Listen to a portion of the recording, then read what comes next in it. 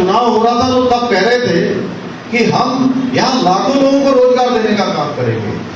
इस प्रकार से जहां भी आज डबल इंजन की सरकार नहीं है वहां विकास का काम रुक रहा है। इसलिए मैं आप कहना चाहता हूं कि महाअगाड़ी जो सरकार है उस हर योजना में उसने रुकावटें डाली हैं जो महाराष्ट्र के लोगों के उज्जवल भविष्य का निर्माण कर सकती हैं। भाइयों बहनों, कांग्रेस, एनसीपी और ये शिवसेना वाले जो नकली शिवसेना वाले वो कहते हैं कि जम्मू कश्मीर से आप 370 धारा हटनी चाहिए थी, 376 नहीं हटनी चाहिए। एक तरफ देखिए अभी अमरजीत मिश्रा जी कह रहे कि देवभूमि उत्तराखंड ने इसकी शुरुआत कर दी है कि देवभूमि में एक विधेयक पारित हो गया, अब ये एक्ट बन चुका है, ये धरातल पर उतर रहा है। वहीं हमारे एनसीपी वाले, कांग्रेस वाले कहते हैं कि ये काम रुकना चाहिए, यानी कश्मीर में आतंकवाद पहले की तरह होना चाहिए, अलगाववाद पहले की तरह होना चाहिए, पत्थरबाजों को जो है फिर से वहां पत्थर मारने की खुली छूट होनी चाहिए, आतंकवादियों को बस रोककर गोली मारने की छूट होनी चाहिए। क्या इस प्रकार की छूट दी जा सकती है क्या? जहां हम एक तरफ जो है समान नागरिक संहिता की शुरुआत देवभूमि उत्तराखंड से कर रहे हैं, क्योंकि कश्मीर के अंदर कश्मीर को बचाने के लिए भी देवभूमि उत्तराखंड के भी हजारों लोगों ने अपनी जान की जो है बाजी लगाई है, तब जाके कश्मीर बचा है। हमारी बहनों ये किसी कीमत पर नहीं होना चाहिए। और हमारे प्रधानमंत्री जी ने कहा है कि आप ये किसी कीमत पर धारा 370 को वहां लागू नहीं कर सकते, क्योंकि धारा 370 देश के लिए बहुत बड़ा खतरा थी।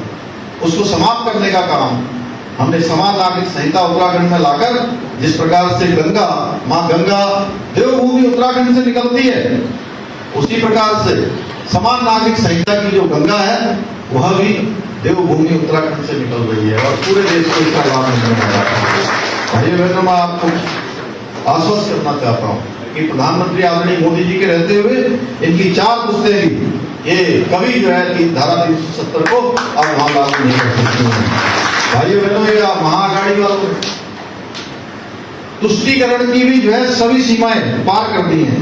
अभी पूरा देश आप देख रहे होंगे, देश की संसद में कमेटी बनी है कि वक्फ बोर्ड पर कुछ प्रावधानों से परेशान है। वक्फ बोर्ड के ऐसे प्रावधान है, प्रतिमा जी आपको जानते हो,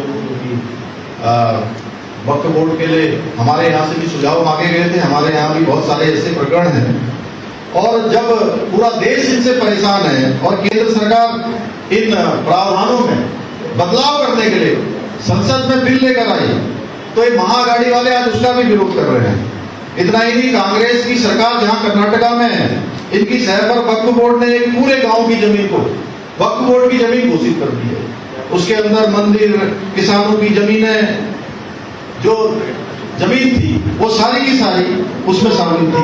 यदि महाराष्ट्र में फिर से महाअगाड़ी की सरकार आ गई तो वहां के किसानों की जमीनें भी वक्फ बोर्ड के नाम जो है नहीं।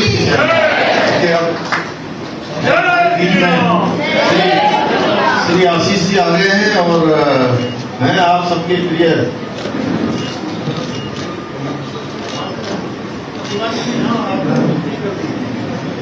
तो आशीष जी आ गए, एक बार जोर से आप जो है स्वागत करिए सबको।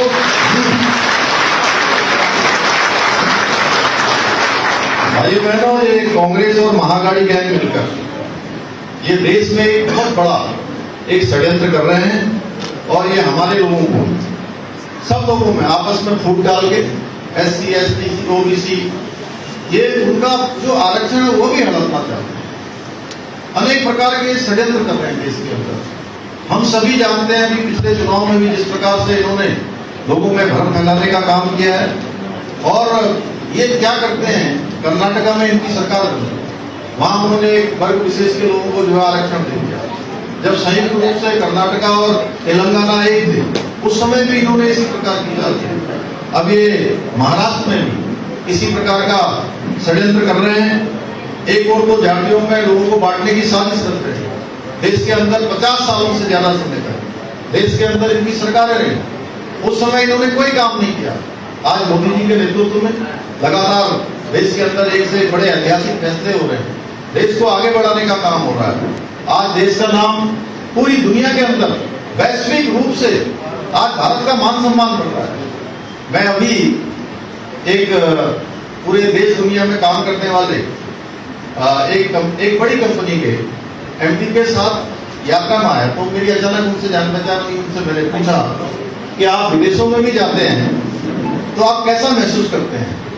तो बोले मेरा दिल्ली में ऑफिस है, पहले हम जो है उनसे टाइम लिया करते थे जो डिप्लोमेट है, और आज वो डिप्लोमेट हमसे टाइम लेकर हमारे ऑफिसों में आ रहे हैं। ये भारत की बदलती हुई तस्वीर है। देश दुनिया के अंदर हर भारतवासी का सम्मान बढ़ा है। तो ये लोग जो है आज इस चीज को बिल्कुल बचा नहीं पा रहे। एक तरफ जो है ये हम सब लोगों को आपस में बांटने का काम कर रहे हैं, और एक विशेष समुदाय में, मैं उसका नाम नहीं लेना चाहता, एक विशेष समुदाय में ये पर्चे बांटकर भाजपा का विरोध करने के लिए एकजुट कर रहे हैं कि भारतीय जनता पार्टी को वोट नहीं देना है। इस प्रकार से लोगों को बरगलाने का काम कर रहे हैं। एक तरफ हम लोगों को आपस में बांट रहे हैं। तो इसलिए हम सबको सजग होना है। हम तो देवभूमि के लोग हैं, हम सब जानते हैं भाइयों बहनों, और इनके बहकावे में आकर अगर कहीं भी हम लोग थोड़ा भी फिसल गए तो ये समझ लीजिए कि हम लोगों को आने वाले समय में बहुत परेशानियों का सामना करना पड़ेगा। बहुत सारी जो है मुसीबतें हम सबके सामने आएंगी। इसलिए अब ये फैसला आप सबके हाथ में। हम सब लोगों को पूरे आशीष जी को तो जिताना है। आशीष जी आपको जिताने के लिए तो यहाँ सब लोग जो है पहले भी यहाँ ये सब लोग जो है 20 तारीख तक, जब तक मतदान खत्म नहीं हो जाएगा तब तक घर घर जाकर लोगों को जगाने का काम करना है, लोगों को जो है मतदान के लिए प्रेरित करना है। और आपका ये एक एक वोट आने वाले समय में 5 साल तक किस प्रकार से पूरे क्षेत्र का, पूरे राज्य का, महाराष्ट्र का विकास किस प्रकार से होगा, और ये तय करेगा कि महाराष्ट्र हमारे शिवाजी महाराज के आदर्शों पर चलेगा या ये तुष्टीकरण, ये औरंगजेब की मानसिकता रखने वालों के हाथ में जाएगा। ये हमको तय करना है। लेकिन आप सब लोगों को तय करना है कि उन लोगों का साथ देना है कि जो लोग हमेशा सनातन की बात करते हैं, या वो लोग जो कहते हैं कि ये सनातन धर्म क्या है, कहते हैं ये सनातन धर्म डेंगू है, मलेरिया है, मच्छर है, वायरल फीवर है। इस प्रकार की तुच्छ मानसिकता रखने वाले लोग हैं। फैसला हमारे 2 प्रकार की विचारधाराओं के बीच में है। एक विचारधारा कहती है कि सनातन था, सनातन है और सनातन रहेगा, यही सनातन है। इस सनातन को मानने वाले हम सब लोग हैं भाइयों बहनों। इसलिए आपके एक एक वोट से इन सबको इस बार करारा जवाब देना है। और ये महाराष्ट्र की जो समृद्धि है, महाराष्ट्र का जो विकास है, उसको निरंतरता से जारी रखना है। अभी भाई महेंद्र गोसाई ने कहा कि अभी 2 दिन पहले हमने पूरे प्रदेश के प्रवासी उत्तराखंडी भाई बहनों का देहरादून में सम्मेलन रखा था। पूरे दिन भर का सम्मेलन रखा, रात तक बहुत बड़ी संख्या में पूरे देश भर के लोग आए। यहाँ महाराष्ट्र से भी बड़ी संख्या में, मुंबई से भी बड़ी संख्या में आए, गुजरात से आए, बेंगलोर से आए, मध्य प्रदेश, राजस्थान, हरियाणा, दिल्ली, देश के कोने कोने में रहने वाले सभी लोगों ने संकल्प लिया। और मुझे इस बात की खुशी है कि हमारे उत्तराखंड के प्रवासी भाई बहन जहां भी रहते हैं, उन्होंने हमेशा भारतीय जनता पार्टी का साथ किया है। हमारे प्रधानमंत्री मोदी जी ने कल यहाँ देश की शताब्दी तक देश को जो उनका संकल्प है कि विकसित भारत बनेगा, वहीं अगले आने वाले 25 साल हमारे लिए भी, उत्तराखंड राज्य के लिए भी बहुत महत्वपूर्ण है। आप सबकी जड़ें वहां से जुड़ी हुई है। आपके पूर्वजों का वो राज्य है, उस राज्य की समृद्धि में भी आपका योगदान है। आशीष शेलार जी जैसे लोग, यहाँ भारतीय जनता पार्टी की सरकार होगी, प्रधानमंत्री मोदी जी के नेतृत्व में चलने वाली सरकार होगी, तो हम सब लोग आपस में मिलकर बहुत सारी समस्याएं, बहुत सारी चुनौतियां, उसका समाधान करेंगे।